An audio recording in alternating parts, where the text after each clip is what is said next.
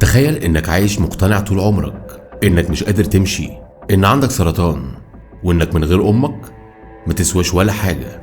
وفجأة تكتشف ان كل ده كدبة، وان الست اللي المفروض بتحميك هي اللي بتموتك بالبطيء. النهاردة هنحكي اغرب قصة في تاريخ الجريمة الامريكية، قصة جيبسي روز اللي بدأت بكرسي متحرك وابتسامة طفلة، وخلصت بجثة غرقانة في دمها، وسر صدم العالم كله. جهز قهوتك وركز معايا، لأن اللي هتسمعه دلوقتي ده هيخليك تشك في أقرب الناس ليك.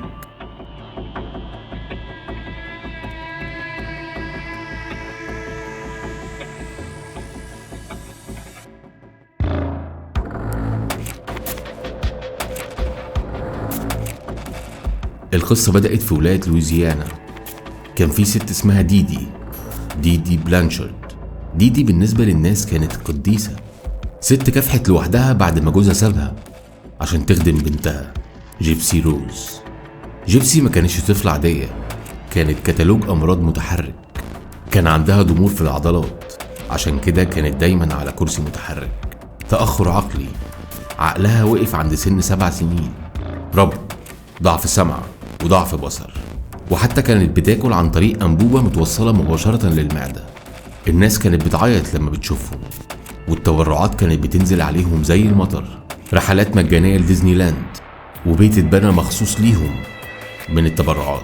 ديدي كانت بطلة في نظر المجتمع، لكن ورا الأبواب المقفولة دي كان في كابوس. جيبسي بدأت تكبر وبدأت تلاحظ حاجات غريبة. يعني مثلا ليه لما بكون لوحدي بقدر أقف على رجلي عادي، ولما حد يدخل الأوضة أمي بتجبرني إني أقعد على الكرسي؟ ليه أمي بتحلق لي شعري كل شهر وتقول لي إن هو هيقع من الكيماوي وأنا أصلا حاسة إني مش تعبانة؟ ديدي كانت بتستخدم التخويف. كانت بتقول لجيبسي: أنت عقلك تعبان يا حبيبتي، أنا بس اللي عارفة مصلحتك.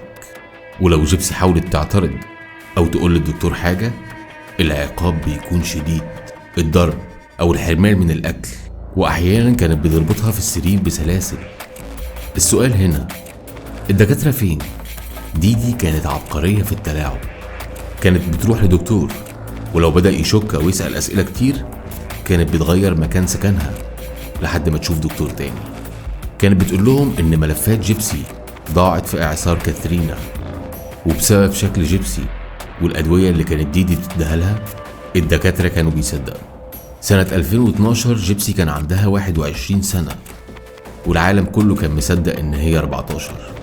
في اللحظة دي جيبسي قررت تهرب، مش برجليها، لأ، عن طريق اللابتوب. اشترت لابتوب من ورا مامتها، وكانت بتسهر بالليل بعد ما مامتها تنام تدخل على مواقع التعارف، وتعرفت على شاب اسمه نيكولاس. كان شاب غريب الأطوار، عنده مشاكل نفسية وفصام، بس جيبسي شافت فيه المنقذ وحكت له كل حاجة، وبدأوا يقربوا من بعض. حكت له إنها مش مشلولة وإن أمها بتعذبها، وبعد فترة بسيطة حبوا بعض، وإن الحل الوحيد عشان يعيشوا سوا هو إن ديدي لازم تختفي من الوجود. ويوم 14 يوليو سنة 2015 ديدي كانت فاكرة إنه يوم عادي. اتعشت هي وجيبسي، وبعدها قررت تدخل تنام. وعلى نص الليل جيبسي فتحت الباب لنيكولاس بالراحة جدا عشان الخشب ما يزيقش. نيكولاس دخل وهو لابس اسود، وجيبسي سلمته العدة: سكينة مطبخ كبيرة حامية، وجوانتيات، وشريط لاصق. في اللحظة دي ما كانش فيه كلام، كانت مجرد نظرات وبس. نظرة جيبسي كانت بتقول خلصني من الكابوس ده، ونظرة نيكولاس كانت نظرة واحد مستعد يعمل أي حاجة عشان حبيبته. جيبسي ما قدرتش تحضر اللحظة دي، فاستخبت في الحمام اللي جنب أوضة مامتها. قفلت الباب وراها وقعدت على الأرض وسدت ودانها عشان ما تسمعش صريخ أمها.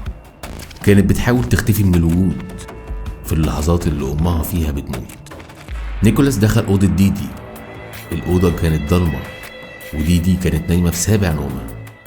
وفجأة هجم عليها وبدأ يضربها في ظهرها بالسكينة. ديدي صحيت من الألم وحاولت تصرخ: جيبسي ساعديني، وهي مش عارفة إن جيبسي هي اللي فتحت الباب للموت. نيكولاس ما كانش بيرحم، فضل يضرب بالسكينة فيها لحد ما الجثة بطلت تتحرك. 17 طعنة خلت السرير عبارة عن بركة دم. بعد ما كل حاجة هديت، نيكولاس خرج لجيبسي اللي خرجت من الحمام وهي مرعوبة، بس في نفس الوقت حاسة إن التقل انزاح. لموا شوية فلوس كانت ديدي مخبياها وهربوا من البيت في تاكسي كانوا طلبوه في التليفون. وهما في الطريق لولاية ويسكونسن، ديدي حست بتأنيب ضمير غريب، وفي نفس الوقت كانت عايزة الناس تلاقي جثة أمها عشان ما تبقاش مرمية كده. فدخلت على الموبايل على حساب الفيسبوك المشترك بينهم وكتبت الجملة اللي هزت أمريكا وقتها: The bitch is dead.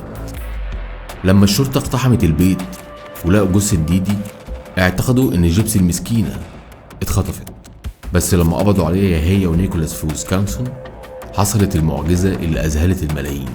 جيبسي روز دخلت قاعة التحقيق وهي ماشية على رجليها، مفيش كرسي متحرك، مفيش أنابيب تغذية، ومفيش سرطان.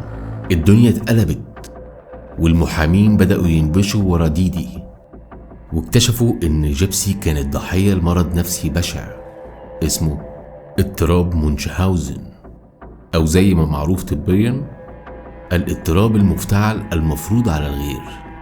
اضطراب نفسي نادر وشكل من أشكال إساءة معاملة الأطفال، بس نوع خبيث ومستتر جدا. في الحالة دي الشخص اللي مسؤول عن الرعاية، اللي غالبا بيبقى الأم، بيبدأ يختلق أو يسبب أمراض وهمية للشخص اللي بيعوله، واللي غالبا بيكون الطفل. الفرق بين النصاب وبين مريض مونشهاوزن بالوكالة هو الدافع. النصاب عايز يجمع تبرعات، لكن مريض مونشهاوزن بيدور على الدعم النفسي والتقدير الاجتماعي. هي كانت عايزة الناس تقول عليها: يا عيني دي أم صبورة واستحملت كتير جدا وقديسة وشايلة جبل. بيحب الاهتمام اللي بياخده من الدكاترة والممرضات في المستشفيات. الموضوع بيبدأ بكذبة وبيتحول لجريمة. في حالة جيبسي، أمها ديدي كانت المثال الحي للمرض ده. خلت جيبسي تعمل عمليات جراحية لإزالة الغدد اللعابية عشان سنانها تقع، وكانت بتحلق لها شعرها وبتأكلها عن طريق أنبوب تغذية. كل ده وجيبسي سليمة 100%. وفي المحكمة الناس اتقسمت، في اللي قال جيبسي مجرمة وقاتلة، وفي اللي قال إنها كانت في حالة دفاع عن النفس لمدة 20 سنة. جيبسي أخدت حكم مخفف 10 سنين لأنها كانت ضحية تعذيب. نيكولاس خد مؤبد لأنه اللي نفذ الجريمة بدم بارد. جيبسي قالت جملة شهيرة جدا وهي في السجن: أنا حاسة إني حرة ورا القضبان أكتر ما كنت حرة وأنا عايشة مع أمي.